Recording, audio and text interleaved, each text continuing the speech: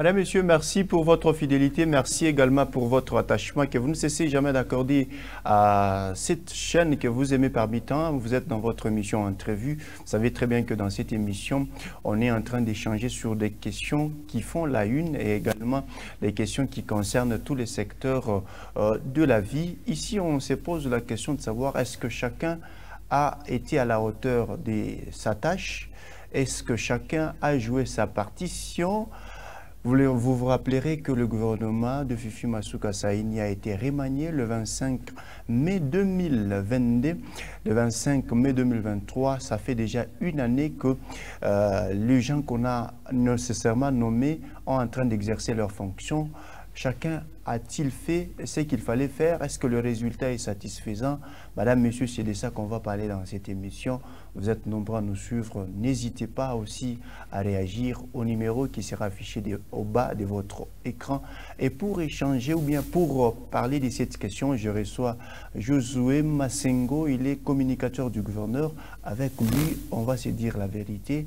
On va aussi parler de ce qui se cache, de ce qui se dit tout bas. Josué Masengo, bonjour et bienvenue.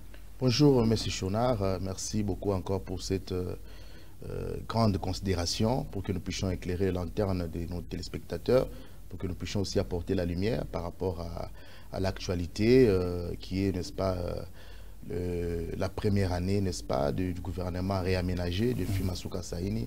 C'est une grande considération et je pense que ça va tout droit au cœur. Comment se porte aujourd'hui la province du Lualaba?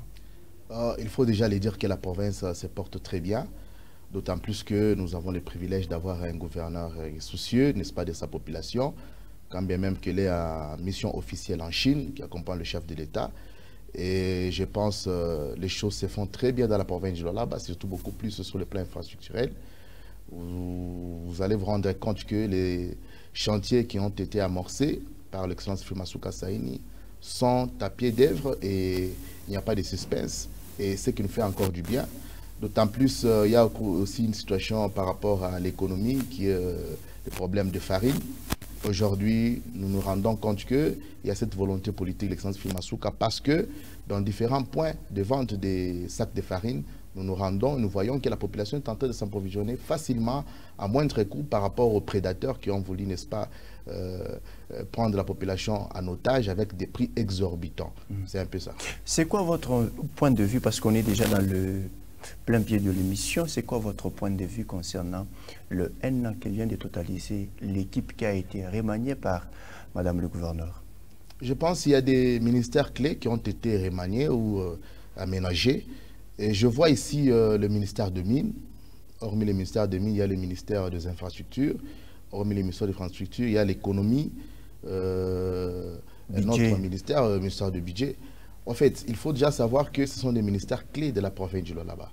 Et quand nous prenons l'économie, il faut savoir que l'excellence Fifi Masuka a hérité une province dont l'économie était presque par terre parce que les gens qui ont dirigé cette province avaient cette volonté-là de gaspiller l'argent de la province pour des choses inutiles, entre autres des concerts. On a amené des artistes musiciens ici, on débloquait 100 000 $ comme ça, mais pendant que ces 100 000 $ devaient servir plutôt à l'agriculture ou à la construction des champs.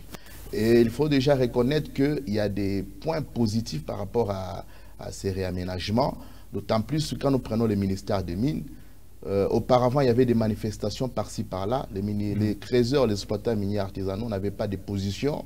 Il n'y avait pas de site officiel où ils devaient vaquer librement à leurs préoccupations parce que vous savez que la vocation de notre province, c'est une vocation pratiquement à vocation artisanale. Donc, c'est-à-dire que si les creuseurs ne sont pas mieux gérés, c'est que c'est un danger public.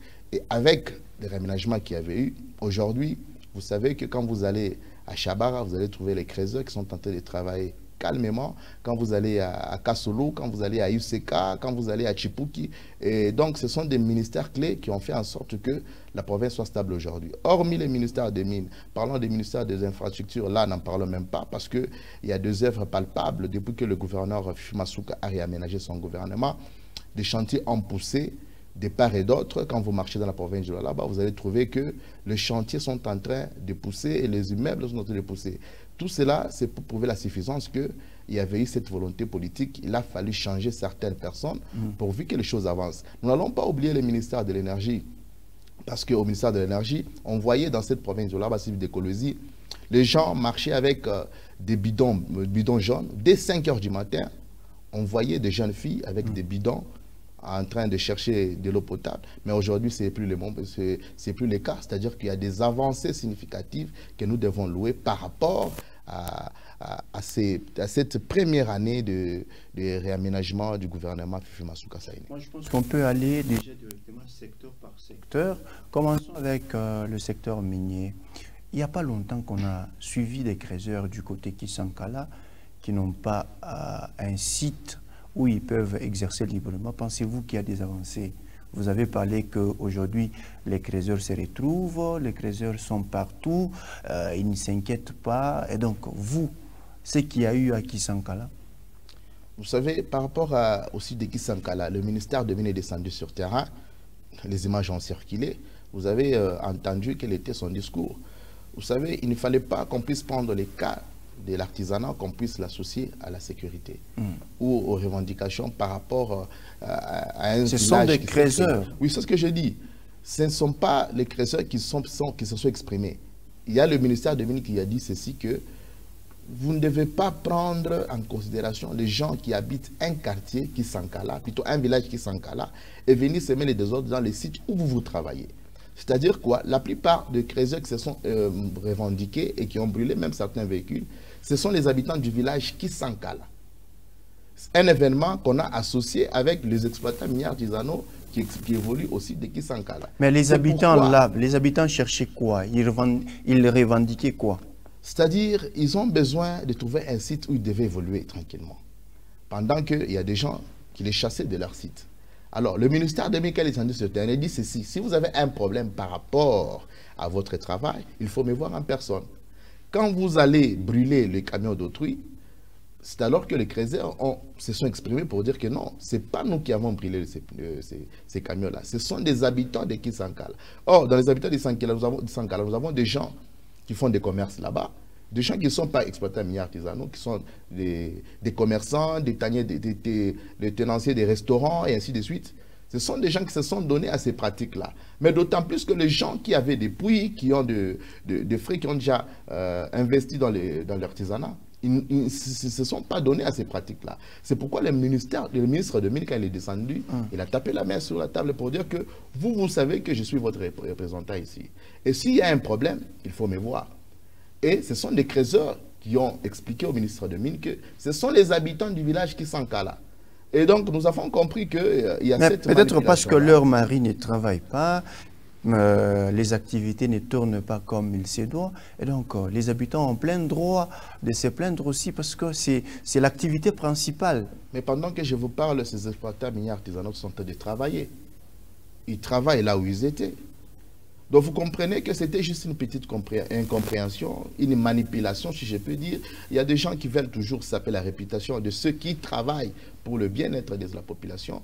Vous voyez l'excellence, le ministre de Mines, Jacques Kaumba, c'est l'un des ministres qui passe beaucoup plus son temps sur terrain.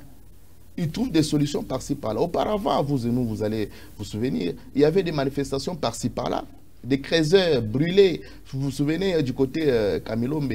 On avait même brûlé les engins de l'entreprise CDM par les exploitants miniers artisanaux. Mais ces pratiques-là ne se produisent plus. Pourquoi? Parce qu'il y a un leadership fort au sein de la province de Lualaba et au sein du ministère de Mines, le ministre Jacques Kaumba a su maîtriser cette situation et a rappelé à l'ordre pour dire que lorsqu'il y a des revendications, venez me voir. Il y a des coopératives auxquelles vous pouvez passer parce que les exploitants miniers artisanaux ne peuvent plus évoluer en solo, comme dit la loi. Ils évoluent auprès des coopératives. Donc, c'est la coopérative qui engage les creuseurs. C'est la coopérative qui doit venir auprès du ministre. Vous voulez nous dire qu'aujourd'hui, les creuseurs de la province du Lualaba se retrouvent? Ils se retrouvent très bien parce que j'ai fait des descentes. Je suis parti à l'UCK, où il y a une coopérative qu'on appelle Skomicas. Il y a des creuseurs qui travaillent, sont dans la paix, des creuseurs qui construisent même des maisons. Nous sommes partis du côté Chipuki. Il y a une coopérative Madinia Maendeleo. Il y a des creuseurs qui se retrouvent, qui construisent même des maisons. À Chabara, n'en parlons même pas. Des choses qui n'existent pas. Mais à Chipuki, le gouvernement dit que c'est une exploitation anarchique. Non, je parle de Chipuki du site officiel. il y a le site officiel de Chipouki. Donc, c'est-à-dire, vous savez, dans les histoires de l'artisanat, tout ne commence pas par une baguette magique. Tout commence par un puits, 2 puits, 3 puits, 4 puits. Après, la coopérative s'installe et la coopérative enregistre les exploitants miniers artisanaux. Ils évoluent au sein de la société coopérative. C'est comme ça que ça évolue. On ne peut pas commencer par une baguette magique pour dire que déjà, on commence avec une coopérative. Non. Ça commence avec un puits, 2 puits, 3 puits, 4 puits, 5 puits. La coopérative s'installe, on enregistre les exploitants miniers artisanaux et ils évoluent maintenant au sein de la société coopérative. C'est de même avec la situation des Kassoulou. Ça n'a pas commencé comme ça. Ça a commencé à un monsieur qui a puisé, qui creusait, n'est-ce pas, dans sa parcelle. 6 mètres et trouve le minerai. 3 puits, 4 puits, 5 puits, la coopérative s'est installée. Et c'est comme ça que ça évolue. Ce n'est pas par une baguette magique. Donc, il faut déjà reconnaître les efforts quant à ça par rapport au domaine de l'exploitation minière artisanale, parce qu'il y a déjà des avancées significatives qu'aujourd'hui, nous pouvons déjà louer ces efforts parce qu'il y a un calme total. Vous ne pouvez plus entendre que les créateurs sont dans la rue parce qu'on les a chassés. Mais ici, dans la province du Lualaba, on nous avait parlé qu'on a plus de 32 ZEA. Jusqu'aujourd'hui, il y a des créateurs qui errent dans la nature pour chercher où travailler. Il faut déjà reconnaître que ça fait partie du gouvernement précédent de la province du Lualaba, un gouvernement caractérisé par la démagogie. Et aujourd'hui, ça ne se répète plus. L'excellence Jacques Aoumba, le ministre des Mines, il n'a pas de promesses démagogiques. Quand il vous parle, quand vous descendez sur le terrain, c'est qu'il a des réalités. Il dit ce n'est pas dans sa compétence de créer une ZEA. Donc, il fait des propositions au niveau national. C'est au niveau national qu'il y aurait, n'est-ce pas, des ZEA. Et mais à son niveau, oui. À son niveau, il arrive, n'est-ce pas, à stabiliser le creuseur qui exploite le minerai dans certains sites. Quand même que vous pouvez dire que ce sont des sites officieux, mais il faut dire que tout commence par l'officieuse pour arriver aux officiels. En quoi est-ce que Jacques Aoumba a échoué dans son secteur?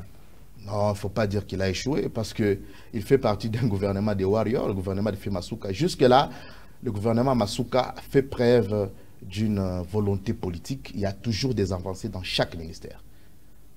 Nous devons être des réalistes. Dans chaque ministère, il y a déjà des avancées. Donc, le ministre de Mines a déjà prouvé à la face du monde ou à la face nationale qu'il est compétent, qu'il est capable d'apporter certaines réformes.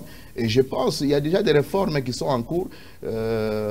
Après qu'il y ait la mission de la Chine, donc lorsque le gouverneur va rentrer, je pense qu'il y aura des points de presse que le ministre des Mines va tenir pour vous prouver, pour vous montrer qu'il y a des réformes qu'on est en train de mettre d'un secteur à un autre, d'un secteur à un autre. Vivez-vous à Kolwezi? Est-ce aujourd'hui, nous pouvons parler qu'on a un ministre compétent dans les secteurs de l'énergie électrique? Je pense que c'est une question sensible. Vous savez, depuis qu'on a connu des ministres de l'énergie dans cette province du Lualaba, nous devons être réalistes. C'est pour la première fois qu'on a trouvé un ministre stratège et un ministre capable d'affronter les réalités. Je vous ai dit ici de l'entrée des jeux que nous, on a vécu ici, on voyait comment nos frères et sœurs qui marchaient à 5 heures, aller à Jekamine, à KCC, chercher de l'eau potable. Mais ça ne se répète plus. Donc, c'est-à-dire qu'il y a des avancées. Il y avait des coupures. Mais il n'y a pas 2 semaines qu'à Moussono, il n'y a pas eu d'eau. Hein? Il n'y a pas 2 semaines, mais l'eau est revenue. Donc, c'est-à-dire qu'il y a cette volonté politique. Nous, on a pris le temps d'affronter les ministres de l'énergie. À chaque fois qu'on les raconte, ils nous donnent des réalités, des faits réels. Par rapport au courant électrique, il faut savoir que nous sommes dans une province à vocation minière et que les entreprises minières sont en train de consommer plus d'énergie que la population. C'est-à-dire qu'il y a des concessions. On est en train de concéder par rapport à la stabilité économique de notre province. Si par exemple le KCC a besoin d'autant du courant électrique et que dans un quartier quelconque on a besoin aussi du courant électrique, on équilibre. Si KCC peut avoir 5, si la population peut avoir 3, on est en train d'équilibrer. Et avec le ministre de l'énergie, vous vous rendez compte que, parce qu'au sein de l'énergie, il y a aussi le transport. Auparavant, les gens, les détenteurs des bus fixaient le prix forfaitairement. Vous vous réveillez le matin comme ça, on vous dit que non, le prix du transport, ce n'est plus 200, c'est 500 francs. Mais ces histoires, elles se répètent. Mais c'est dans ces secteurs qu'il y a, il y a du désordre dans ces secteurs. Non, ça ne se répète plus, d'autant plus depuis que l'excellence, le ministre de l'énergie, Pichundaï, est venu. au sein de ces ministères. Il y a maintenant du calme, il y a maintenant la stabilité. Vous sentez que même les transporteurs, nos frères ici qui transportent les compatriotes de la province de Lualaba vers d'autres provinces, ils sont maintenant sérieux. On leur impose, il faut que vous ayez vos sièges, il faut que vous ayez des parkings. Ça n'existait pas. Du temps passé, lorsque vous arrivez à Mouangé, c'était du n'importe quoi. De l'embouteillage terrible créé par nos frères qui détiennent des bus de transport qui transportent les gens vers d'autres provinces. Mais aujourd'hui, ça ne se répète plus. Il y avait même des arrêtés, plutôt de décisions de maire de la ville par rapport à ces agences-là. Ça n'existait pas auparavant. Aujourd'hui, vous allez au niveau des Mandrandais, il n'y a plus des embouteillages parce que le ministre de l'Énergie, le ministre des Transports, a fixé des modalités pour avoir une agence. Il faut que vous ayez votre propre parcelle, il faut que vous ayez votre parking où vous pouvez faire des manœuvres pour que vous ne puissiez pas créer des embouteillages. À l'époque, on n'a pas connu le système de délestage. Aujourd'hui, c'est devenu récurrent dans nos quartiers. Pensez-vous que le ministre est à la hauteur de ces tâches? Quel quartier, par exemple? Mais visitez Kolwezi, vous allez trouver que même dans des endroits où on ne pensait pas qu'il devait y avoir des lestages, mais aujourd'hui, c'est devenu le quotidien des habitants. Il y a un aspect, il y a des communes, plutôt, il y a des quartiers nouvellement lotis, il y a des quartiers dépourvus du courant électrique, mais le ministre de l'Énergie a fait des compensations avec la SNCC. Si vous allez par exemple du côté Moussompo, ces quartiers sont tout à fait électrifiés. Il y a même des avenues qui sont électrifiées. Pourquoi? Parce que le ministre de l'Énergie a prouvé sa compétence par rapport à la société SNCC. Ils ont fait des compensations pour dire que la population doit avoir du courant électrique. Mais si vous arrivez à Moussompo, vous allez voir que les maisons sont électrifiées. Si vous allez du côté Golfe, je parle des nouveaux quartiers, du côté Golfe, il y a déjà des poteaux. Il y a même l'électrification de certaines avenues. Donc c'est pour vous dire qu'il y a cette volonté politique de certains ministres qui font partie du gouvernement des Warriors, le gouvernement d'Excellence Masuka Saïné. Prenez la route nationale, la route numéro 39. Vous voyez déjà de Mouangéji jusqu'au niveau de la route Kazembe.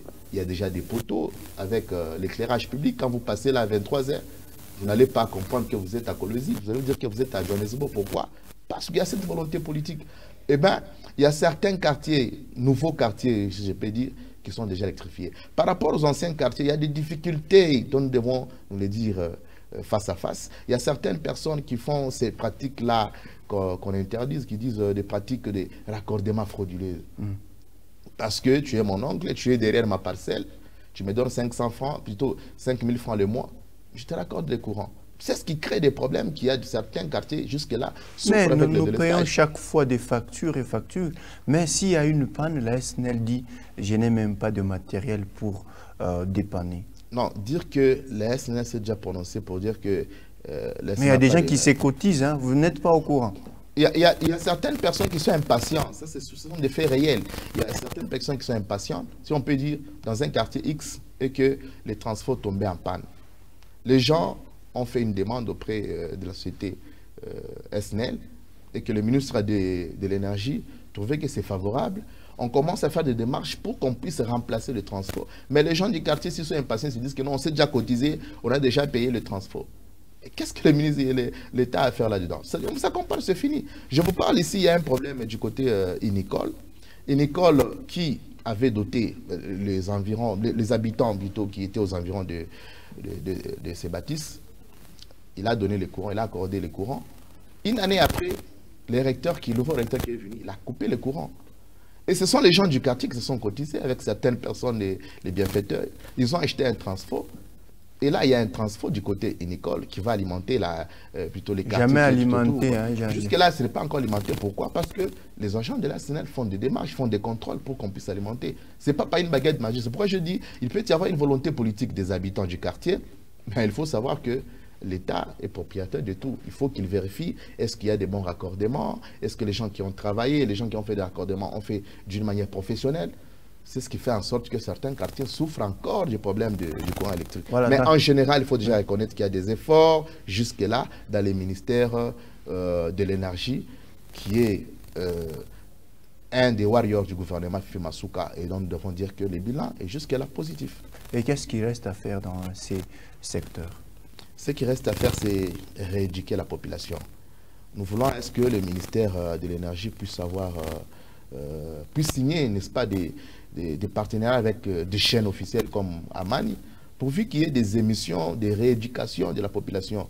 Parce que les gens qui se donnent aux pratiques des vols des câbles, ça déstabilise le ministère, ça déstabilise l'électricité dans notre province. Quand vous vous donnez à ces pratiques-là, ça devient difficile. Je pense que le ministre de l'Énergie, s'il nous écoute, il doit faire en sorte qu'il puisse signer des partenariats, le ministère en question puisse signer des partenariats avec des chaînes officielles de la place, pourvu qu'il y ait des émissions de sensibilisation, pour qu'il n'y ait plus de vols de câbles. Parce qu'au même moment que vous volez des câbles, il faut savoir qu'il y a des enfants qui meurent dans des maternités. À chaque fois qu'on vole des câbles, il y a des commerces qui sont en panne. Et donc, c'est toute une économie qui tombe à terre. Le ministre des Affaires foncières, moins visible sur le terrain, pendant que la population subit des délocalisations, pensez-vous que le ministre, lui, quand il se retrouve dans son bureau, il est content de ce qu'il fait? Le ministre des Affaires foncières, il faut reconnaître que c'est un domaine à problème, et ça n'a pas commencé aujourd'hui, c'est depuis très longtemps. Et ce n'est pas par une année de gestion qu'on peut résoudre ces problèmes. Il faut déjà 365 jours, c'est pas moindre. Il fallait faire preuve de vos compétences. C'est ça. Il faut reconnaître que c'est pendant sa gestion en tant que ministre des Affaires foncières qu'il y a eu le fonctionnement du brigade foncière. Nous avons vu ces services descendre sur le terrain pour déguerpir des gens qui ont construit sur le place publique. C'est pour la première fois parce que dorénavant, il faut reconnaître que certaines personnes, parce qu'ils sont bourrés d'argent, ils pouvaient construire n'importe où, mais c'est sous sa gestion qu'on a vu quand même que au service de titres immobiliers, plutôt des cadastres, qu'il y avait des brigades en charge des affaires foncières. Donc c'est pour la première fois qu'on a vu ça. Il y a des contrôles qui se sont faits. Moi, personnellement, je peux dire qu'il y a des faits réels parce qu'il y a des quartiers où il y avait des conflits parcellaires. Prenons les quartiers ici. J'aime beaucoup citer les quartiers Moussompo, plutôt les quartiers Moussompo, parce que c'est un quartier dont je suis en train de vivre. Le ministre a intimé l'ordre aux policiers d'aller arrêter des gens du côté Moussompo.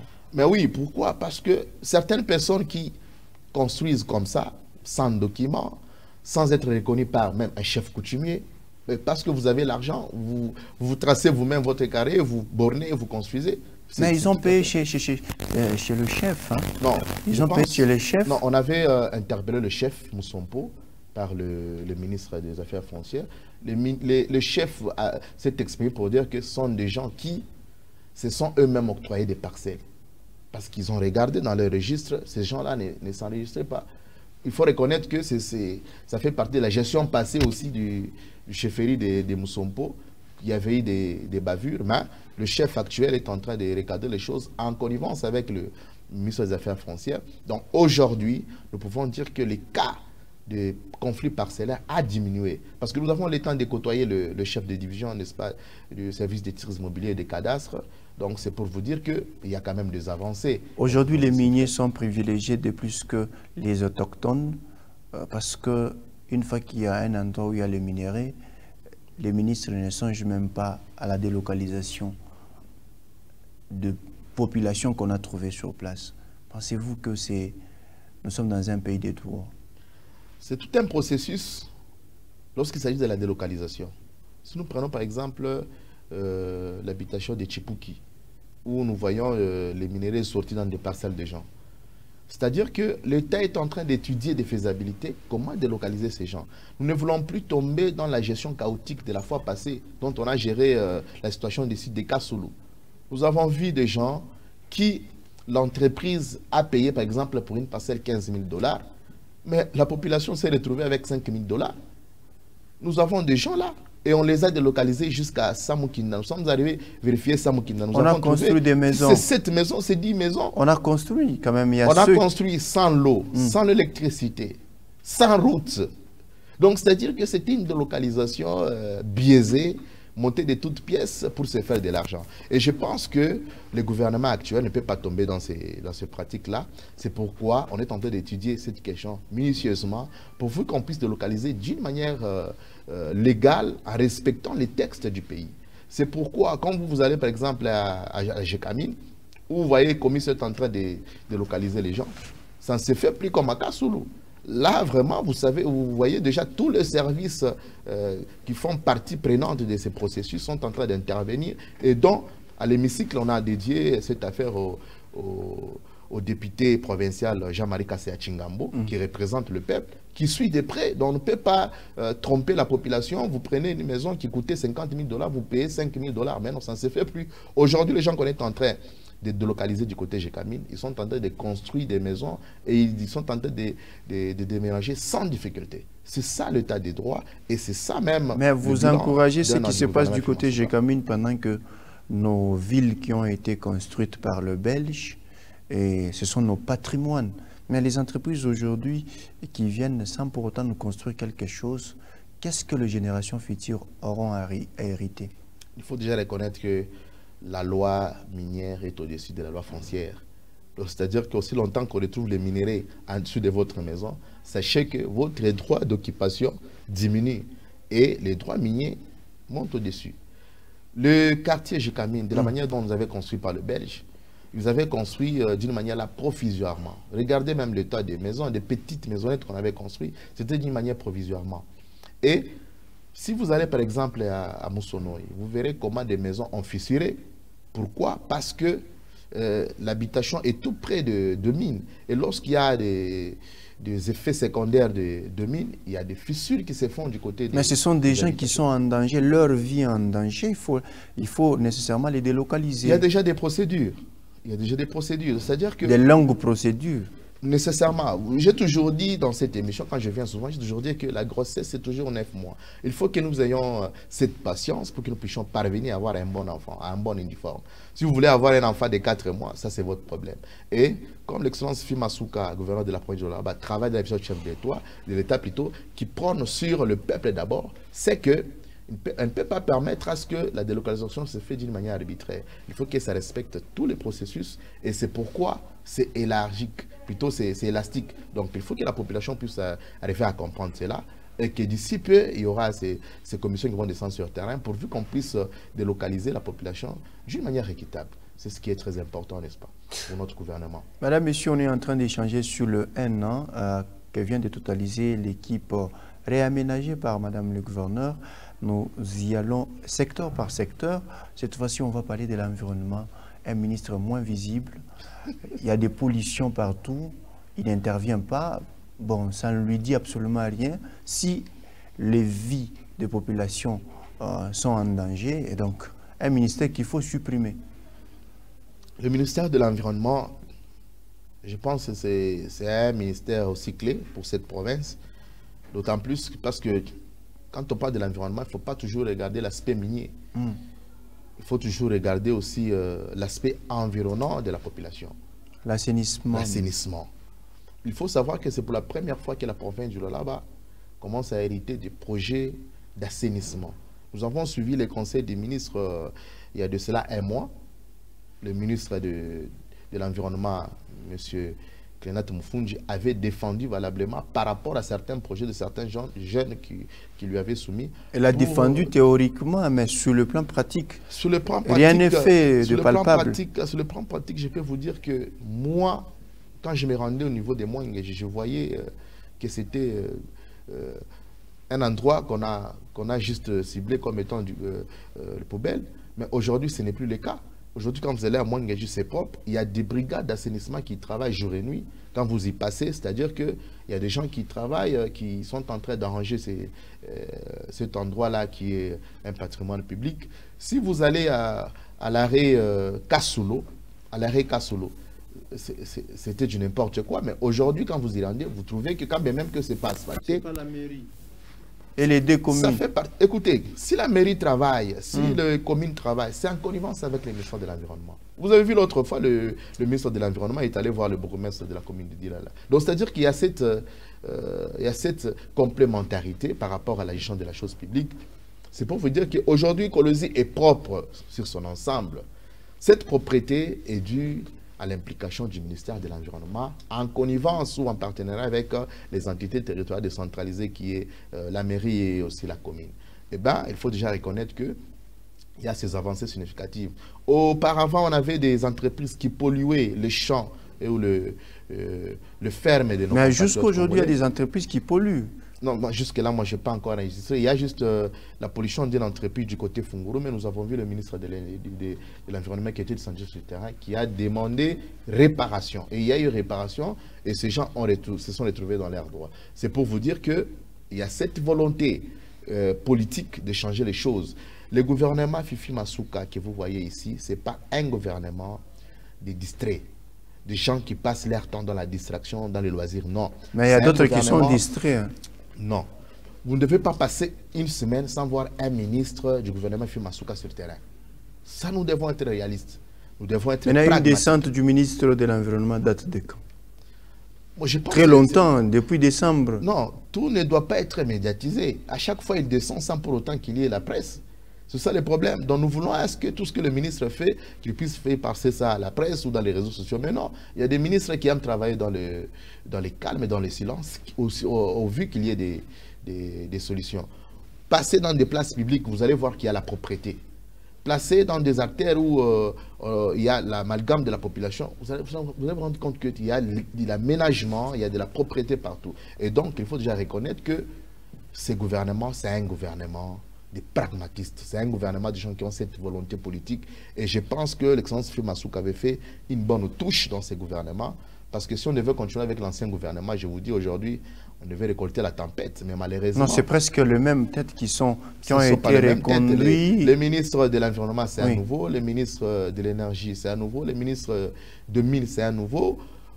Et donc, le ministre de l'économie, c'est un nouveau, le budget, ainsi de suite. Le ministre de la Santé, c'est un nouveau. Et donc, ce sont de nouveaux animateurs. Même le ministre de l'Agriculture, c'est un nouveau. Et vous sentez que ce sont des gens qui ont cette volonté politique. Quand vous voyez l'excellence Fifi Masuka avec ses ministres, c'est une famille. Vous sentez qu'il y a cette complémentarité, il y a cet amour pour la population du Lualaba, pour changer l'image de cette province dont le chef de l'État a donné la mission au gouvernement Fifi Masuka. Mettez-vous à la place de l'individu lambda. Est-ce que le ministre de l'Agriculture est connu dans cette province? Bon, au fait, moi je ne fais pas de publicité pour un ministre, malheureusement. Je ne saurais pas ici dire si le ministre de l'Agriculture plutôt est connu ou populaire. Je pense que le ministre travaille sous l'ombre du gouverneur Fifi Masuka. Aussi longtemps que le gouverneur Fifi Masuka est populaire, c'est tous les ministres qui sont populaires. Nous ne devons pas dire que tel ministre est populaire de plus que l'autre. Nous devons ici prôner sur la popularité du gouverneur Fifi Masuka parce que c'est elle qui représente le chef de l'État dans cette province, à qui nous devons la popularité. Et si un ministre aussi devait avoir la popularité, ça sera un désordre total. Mais le dynamisme quand même. Le dynamisme ne fait pas en sorte qu'un ministre soit populaire. Le dynamisme fait en sorte que le ministre qui est nommé dans un secteur quelconque fait preuve de sa connaissance, de son savoir-faire, qui fait la promotion de son chef, et son chef qui est le gouverneur Fifi Masuka Saï. Aujourd'hui, on est en difficulté d'avoir la farine. Pensez-vous qu'il a été aussi à la hauteur dans ses attributions?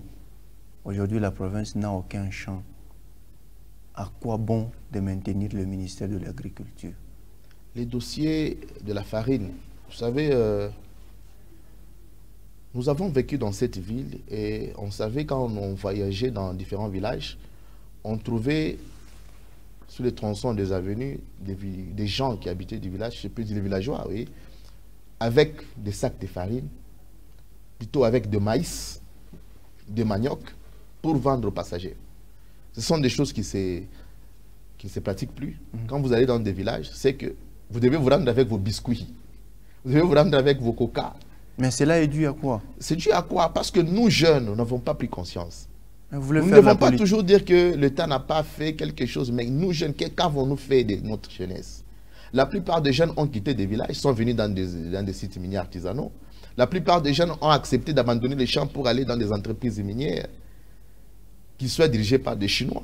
On a laissé les champs vides. C'est pourquoi j'en appelle ici à la conscience de tous les jeunes.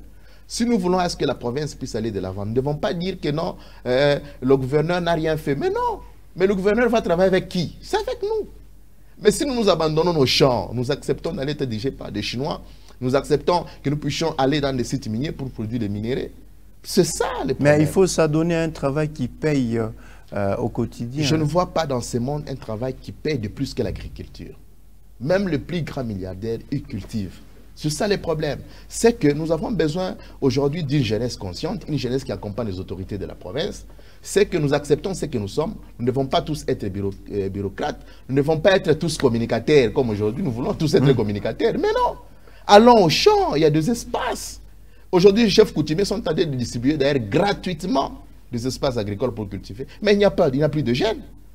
Nos vieilles et nos vieux qui sont restés au village sont fatigués. Ils ne peuvent plus cultiver 1 hectare. Mais aujourd'hui, nous jeunes, avec cette force, si nous prenons conscience, nous retournons au champ, nous n'aurons plus le problème de la farine.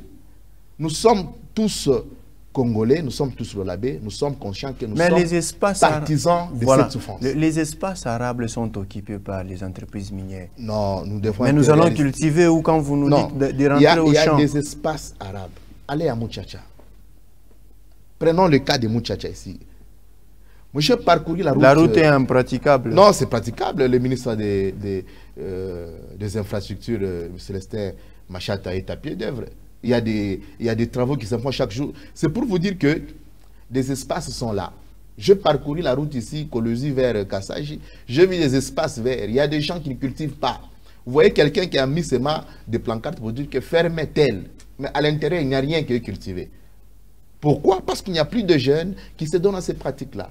Le problème de la farine, si nous voulons résoudre ça, ce n'est pas l'État. C'est nous, jeunes, devons prendre conscience et que nous ne devons pas tous être ministres, nous ne devons pas tous être communicateurs. Mais aussi l'accompagnement du gouvernement. Nous devons être aussi des agriculteurs.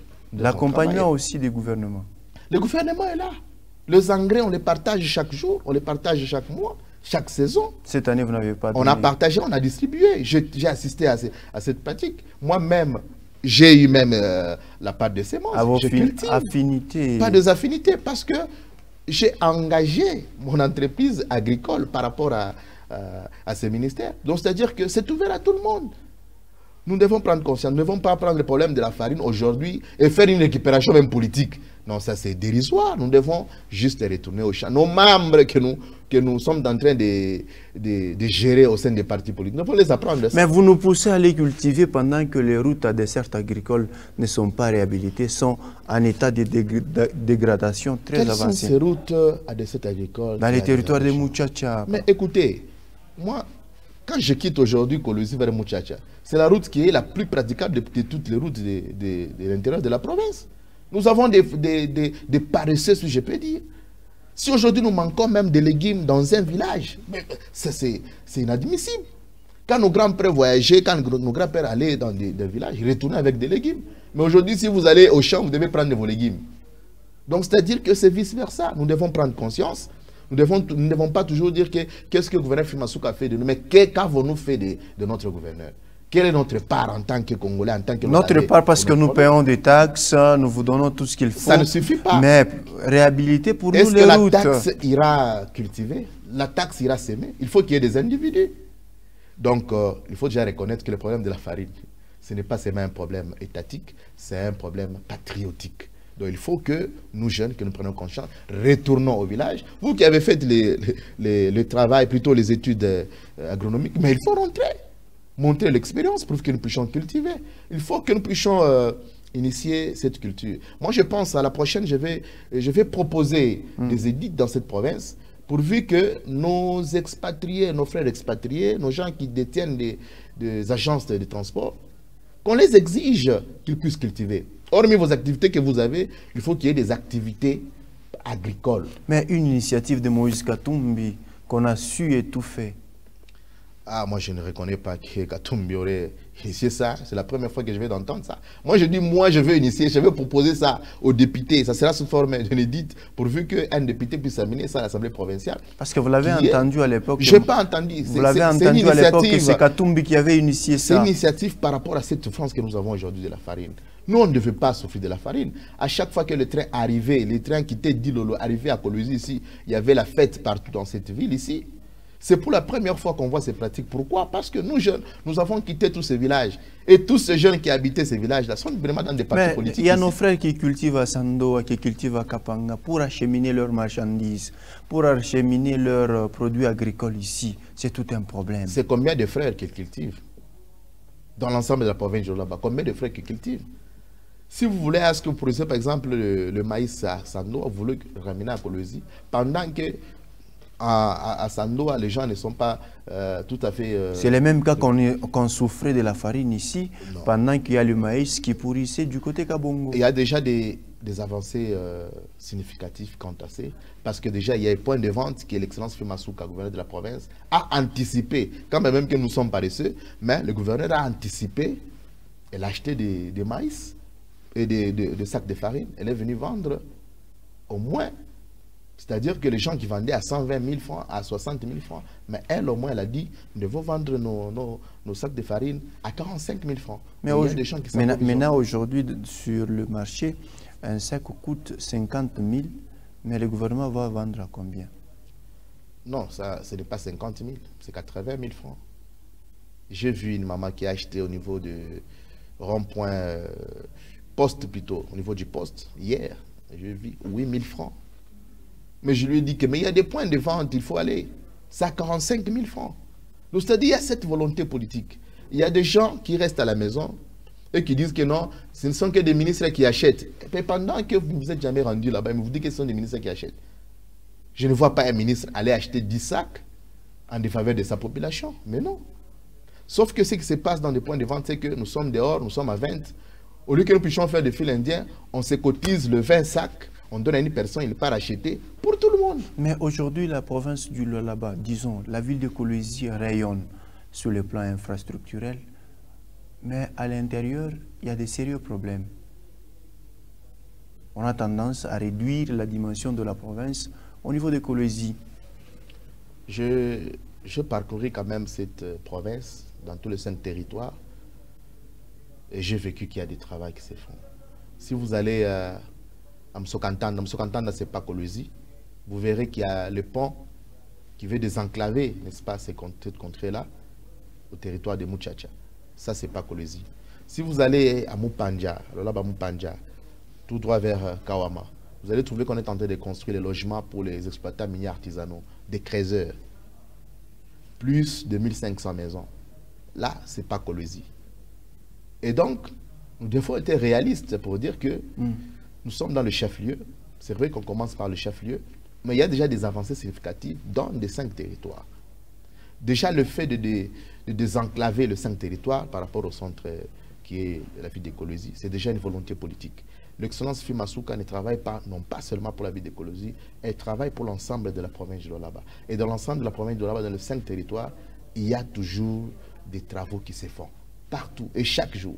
C'est pourquoi vous voyez le ministre des Infra, il ne passe pas de temps à son bureau. À chaque fois qu'il peut passer à son bureau, vous dites qu'il est à Kassaj. Mais vous voulez nous dire vous l'appelez, il est à Sandoa. Nos frères de Kassaj voyagent dans de bonnes conditions. Ils voyagent dans de bonnes conditions.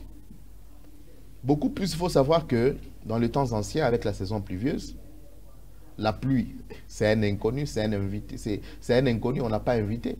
Et quand elle arrive, elle cause des dégâts. Et c'est pourquoi pendant la saison sèche, il y a eu ces difficultés. C'est par rapport à l'état de la route et aussi à l'état du sable qui constitue la route qui mène vers Kassaj.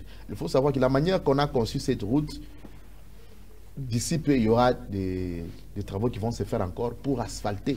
La sincérité exige en quoi est-ce que le gouvernement, cette nouvelle équipe, a échoué et quels sont les défis à relever? Le gouvernement a échoué.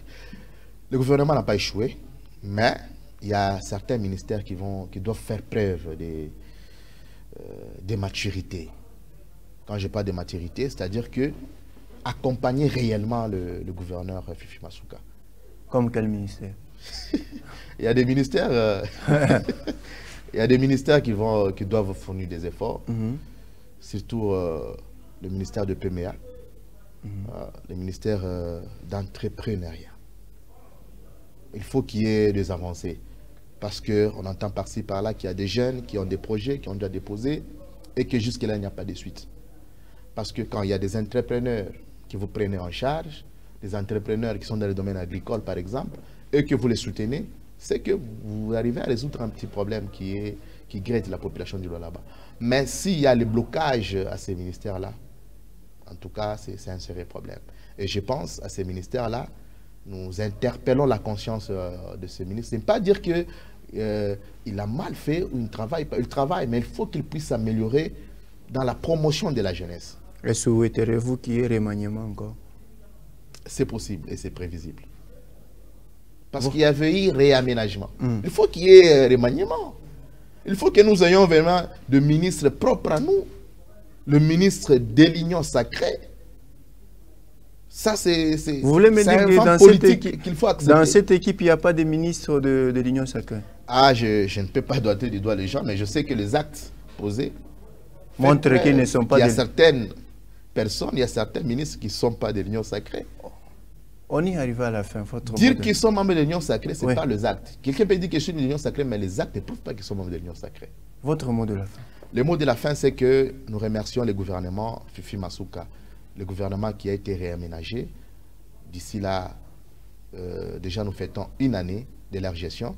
Et je pense qu'il y a déjà des fruits dans certains ministères qui accompagnent le gouvernement Fifi Masuka pour matérialiser la vision du chef de l'État, qui est le peuple d'abord. Mais à certains ministères, nous plaidons vraiment qu'il y ait la promotion de la jeunesse. Parce que la population de la baisse est composée plus de 60% de jeunes. Et si on n'arrive pas à promouvoir l'entrepreneuriat des jeunes, c'est que nous voulons la chose et son contraire. Et nous demandons à ce que le ministre qui sont membres de ce gouvernement d'être conscients de la charge qu'ils ont, parce qu'il ne s'agit pas seulement de leur ministère, mais il s'agit de l'intérêt général de la province du Lualaba. Madame, Monsieur, nous sommes arrivés à la fin de cette émission. Merci à vous, Monsieur Josué, d'avoir répondu à nos questions. D'ici là, portez-vous bien.